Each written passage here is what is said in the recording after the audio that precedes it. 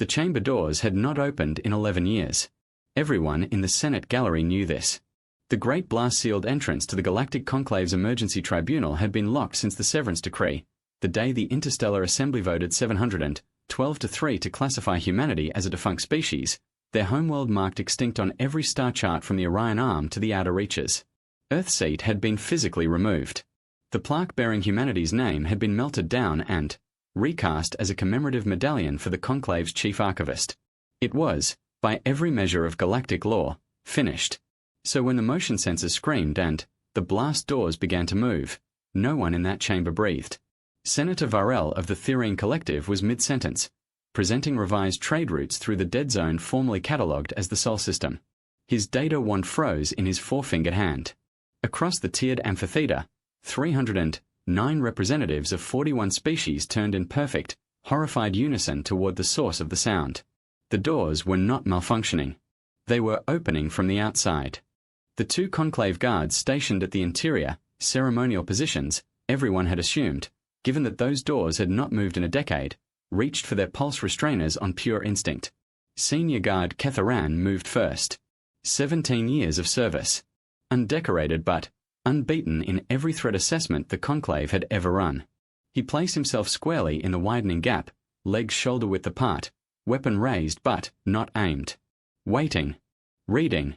The light that came through the gap was wrong. Too warm. Too gold. It carried a smell that the atmospheric recyclers had no name for, something organic, electric, and ancient all at once. Then, she stepped through, and the Senate forgot how to function. She was tall by any species standard, nearly 3 meters, with a bearing that made the height feel like the smallest thing about her. Her exoskeleton was the deep amber of old resin, traced with bioluminescent veins that pulsed in slow, deliberate rhythm. Her cranial crown, 6 curved structures that swept back like frozen waves, glowed faintly at their tips. She wore no weapon anyone could see. She wore no delegation badge. She wore no translation collar. She didn't need one. When she spoke, the words arrived in every language simultaneously, as though the air itself was translating. "I am Sovereign the Savra of the Zyron Matriarchy," she said. "I have crossed 47 light years without filing a flight corridor because I did not believe I would be permitted to land. I was correct. Your orbital defense array targeted my vessel for 11 minutes before my pilot found the one frequency your automated systems still recognize as a diplomatic override." She paused. Her compound eyes swept the chamber with the slow, thorough patience of someone reading a room they already knew the layout of. "I am here because you made a mistake. And I intend to give you the opportunity to correct it before the mistake corrects you." Not a single delegate moved. Ketharan had not lowered his weapon. He was watching her hands, all 4 of them, each held slightly away from her body in a posture that could mean either openness or readiness. He had trained for first contact scenarios. He had not trained for this. The protocol for an uninvited sovereign was clear: detain, notify the presiding chair, wait for instruction. But the protocol for an uninvited sovereign of a species the conclave had classified as extinct adjacent, meaning a species that had lost its client world, was a document so theoretical it had never been field-tested. The presiding chair, a 6-limbed elder of the Durath who went by the formal title Speaker Omnith, rose slowly from the central dais. His voice was measured to the point of sounding mechanical. "Sovereign the Savra, your presence in this chamber is unprecedented. Uninvited presence constitutes a breach of Conclave Charter, Article 14, subsection 9, she said. "I know the Charter. I helped negotiate it." The bioluminescent veins along her crown pulsed once, brighter. "Specifically, I negotiated the clause that permits a sovereign representative to invoke emergency standing in the event of a classification error affecting a protected species. I am invoking that clause now." The silence that followed was a different kind of silence than before. This one had weight. Varel dropped his data wand.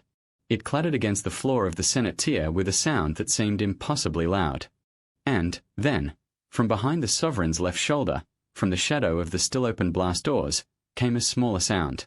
A shuffle. A breath. Ketharan's training sharpened his focus without any conscious decision. His eyes moved to the doorway. Standing in the gap, half hidden by the sovereign's considerable frame, was a child. Human. Small, perhaps 8 years by Earth reckoning, though Ketharan had never personally seen a human child and was estimating based on archived records. The child was wearing clothes that had clearly been tailored to fit but had not been tailored recently. The sleeves were short, the fabric worn at the elbows. In one hand, the child held a data chip. The chip was dull silver with a red stripe. Ketharan knew that stripe. Every security officer in the conclave knew that stripe. It was the archive designation for sealed extinction records. The child looked up. Not at Ketharan. Not at the Sovereign. At the entire Senate, 309 delegates of 41 species staring down from tiered seats built for beings nothing like this small, quiet human. The child said, in clear, unaccented galactic standard, "You deleted us." The Senate did not know how to respond to a child. This was, Ketharan would later note in his incident report, the central operational failure of the next 4 minutes. The conclave had procedures for hostile incursion, for diplomatic crisis, for medical emergency, even for the theoretical arrival of a species previously thought mythological. It had no procedure for a child standing in the blast doorway of its most secure chamber, holding evidence of what might be the largest administrative crime in galactic history, and speaking with the quiet certainty of someone who had rehearsed this moment for years. Because she had. Ketharan understood that much already. Her name, he would learn, was Mara. She was 9 years old by Earth standard. She had been born on a generation ship called the Unbroken, which had been traveling for 6 years before the severance decree was passed and had been traveling for 5 years after, in a region of space that the Conclave's extinction survey team had simply not reached. She had never seen Earth. She had learned about it from recordings and from the adults around her who spoke about it in the careful, controlled way that people speak about things they are not sure they are allowed to grieve. She had found the data chip 3 months ago in the ship's archive terminal, in a folder that was supposed to be inaccessible, labeled Conclave Correspondence, closed. She had accessed it because she was 9 and the lock was a 4-digit numeric code and she had tried her birth year on instinct and it had worked because the adults on the Unbroken were not, as it turned out, especially trained in information security. Inside was a transmission, dated 11 years ago, sent from the Unbroken's own navigation beacon, a standard automated pulse, broadcasting the ship's position, population count, and status as an active human vessel. The transmission had been received by the Conclave's outer relay station. It had been logged. It had been filed.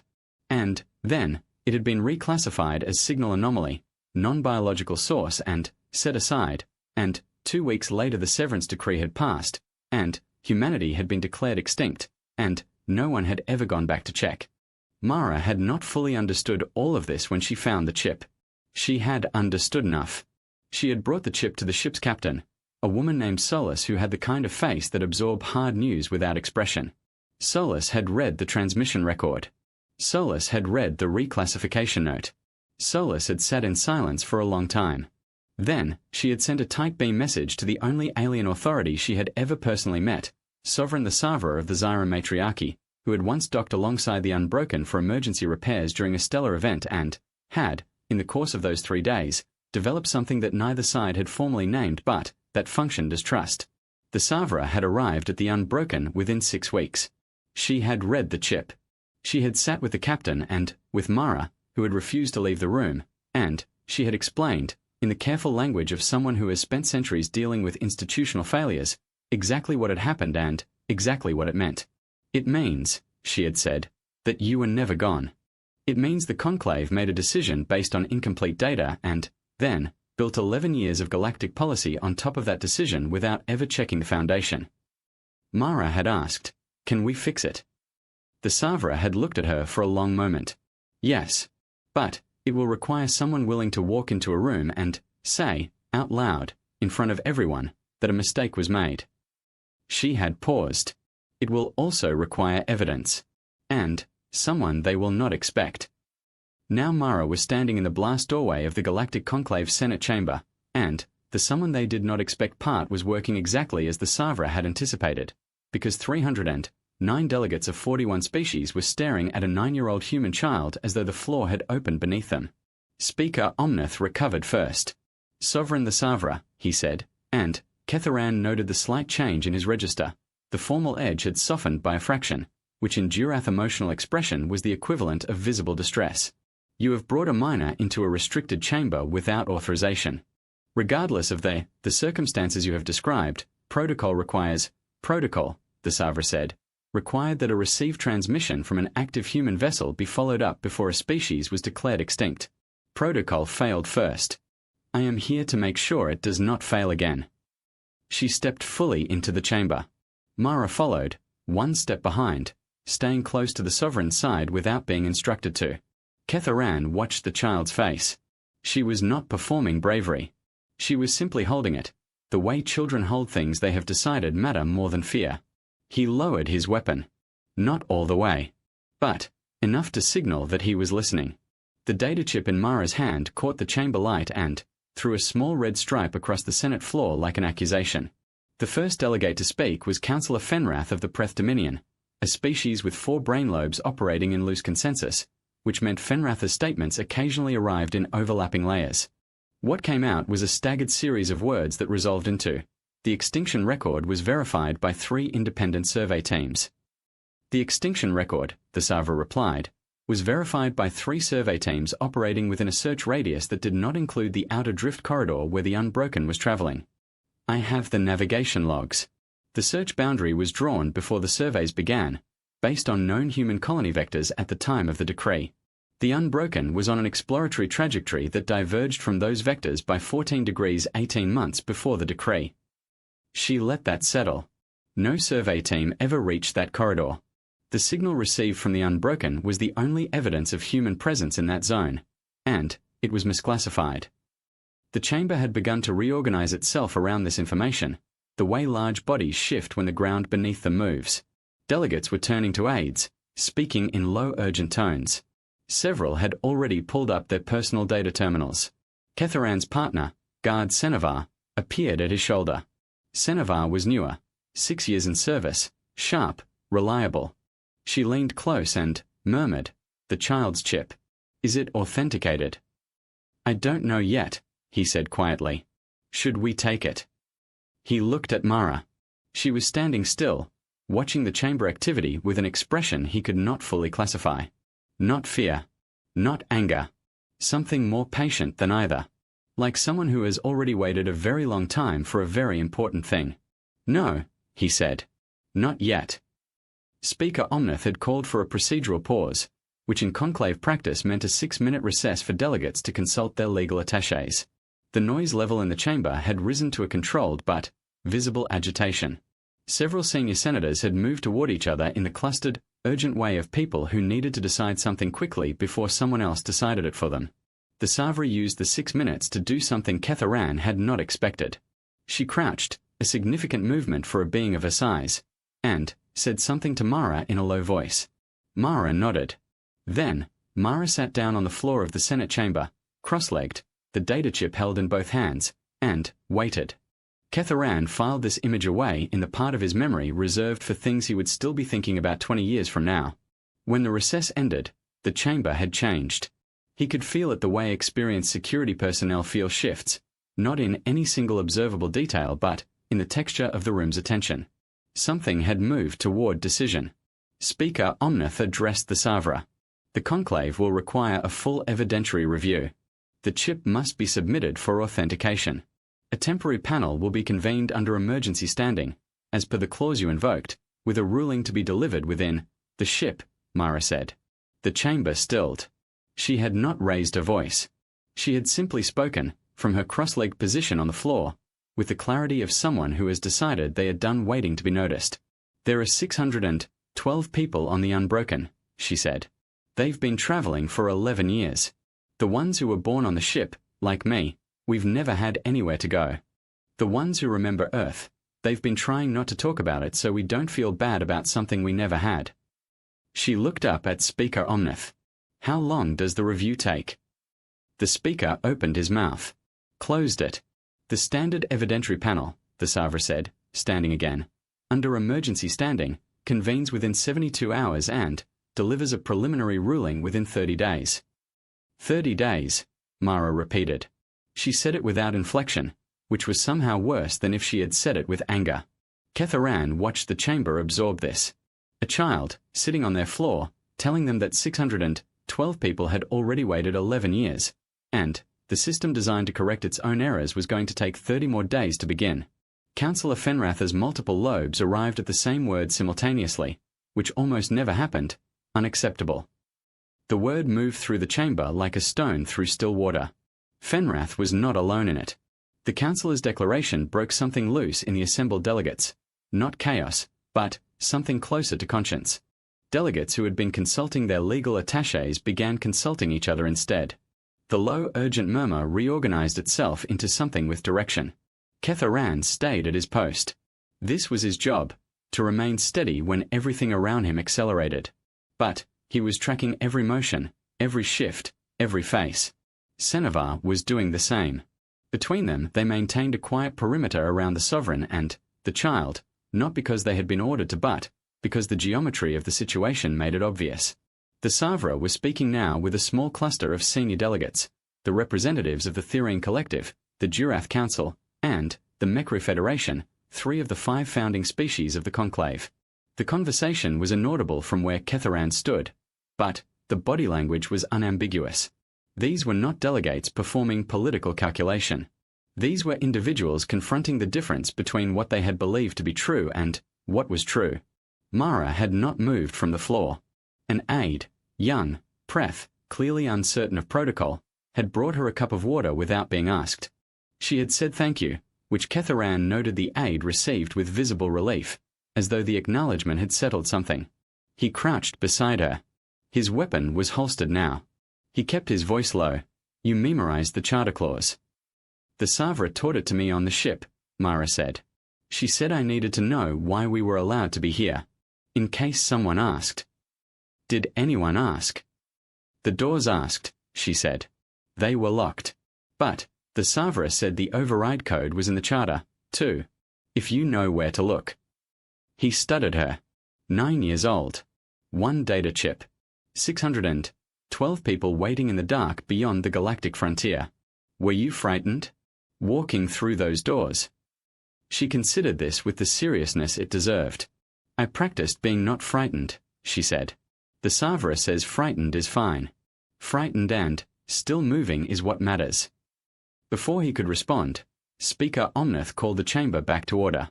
His voice carried something it had not carried before, a quality that Ketharan, in 17 years of service, had heard only a handful of times in the Conclave's proceedings. Urgency stripped of performance. The presiding chair, Omnith said, is exercising the emergency ruling authority granted under Article 7 of the Conclave Charter to issue a preliminary determination without panel review, pending full evidentiary confirmation. He paused. Every species in the chamber had a different way of expressing suspended breath. All of them were doing it. The Conclave finds sufficient cause to invalidate the severance decree pending authentication of the submitted evidence, effective immediately. The unbroken is to be granted provisional protected status under the Living Species Charter. Navigation coordinates are to be filed with the Conclave Fleet Command within the hour for an escort to the nearest provision station. The chamber did not erupt. It was too stunned for that. The reaction was slower, a long, strange exhale, like a pressure system releasing. Mara stood up. She held out the data chip to Ketharan. Her hand was steady. For authentication, she said. He took it carefully. I'll see it reaches the right people. I know, she said. Not with arrogance. With the simple certainty of someone who has learned, over a long journey, how to trust the right things. The Savra appeared at Mara's side, resting one great amber hand gently on the child's shoulder. She looked at Ketharan with an expression his training had no category for, but his instincts read clearly: gratitude, and, something older than gratitude, the recognition of a person who chose correctly under pressure. The chamber was reorganizing around action now. Aides moved. Terminali. The Conclave's machinery, vast and slow and powerful, had shifted direction. 11 years of wrong was being unwound at a speed the institution almost never managed. Almost. At the edge of the chamber, one delegate had not moved. Ketharan Clockhim, Senior Archivist Doven of the Conclave's Classification Bureau, the office responsible for species records. Doven was Therine, old, decorated, and currently the color that Therine biology produced under conditions of severe internal conflict. He was staring at Mara the way people stare when they have understood something that will cost them. He had been Chief Archivist 11 years ago. He had signed the reclassification order that turned a human ship's distress beacon into a signal anomaly. Whether it had been negligence or something else was a question for the evidentiary panel. But his face said he already knew which answer was true. Mara saw him looking. She did not look away. She did not speak. She simply held his gaze with the patient, unwavering attention of someone who has waited 11 years for this moment and can afford to be still for a few seconds more. Ketharan watched Doven's expression move through several stages before settling into something that looked, reluctantly, like accountability. The blast doors were still open. Light, the same warm gold that had come through when the Sava arrived, filled the entrance to the Senate chamber. Through it, the docking corridor was visible, and, through the docking corridor, the stars. 612 people were out there in that dark, waiting for a signal that would tell them the galaxy had changed its mind about them. Omnitha's aide was already at the communications array, filing the escort coordinates. The escort would reach the Unbroken in 31 hours. Ketharan had already done the math. He looked down at the data chip in his hand. One small thing, found by a child who had tried her birth year on a locked door, that had undone 11 years of institutional certainty and sent 309 delegates of 41 species scrambling to correct a wrong they had never known they were committing. He looked at Mara. She was watching the stars through the open door, one hand still resting at her side, the other loosely at her waist. She looked like someone who had just finished a very long walk and was only now allowing herself to feel how far she had come. "What happens now?" she asked. Not to Ketharan specifically. To the room, or to the stars, or to the 11 years that sat between this moment and the last time anything had been right. The Savra's hand was still on her shoulder. "Now," the Sovereign said, "they go find your people. And your people come in from the dark." The data chip in Ketharan's hand was warm from where Mara had been holding it. He carried it, without hurry, toward the authentication office, past 309 delegates rerouting the course of galactic history, past the aides filing coordinates into systems that had listed humanity as a closed case, past the open blast doors that had not moved in 11 years and were not closing again. The Senate had made a mistake. And a child had walked 47 light-years worth of trust and a single data chip into the room where it could be corrected, and stood on its floor until the room decided it was ready to be the kind of place that deserved to correct it. Outside, the stars waited. Beyond them, the Unbroken was still moving, still crossing the dark, still carrying 612 people who did not yet know that someone had finally come looking. They would know in 31 hours. For the first time in 11 years, that was soon enough.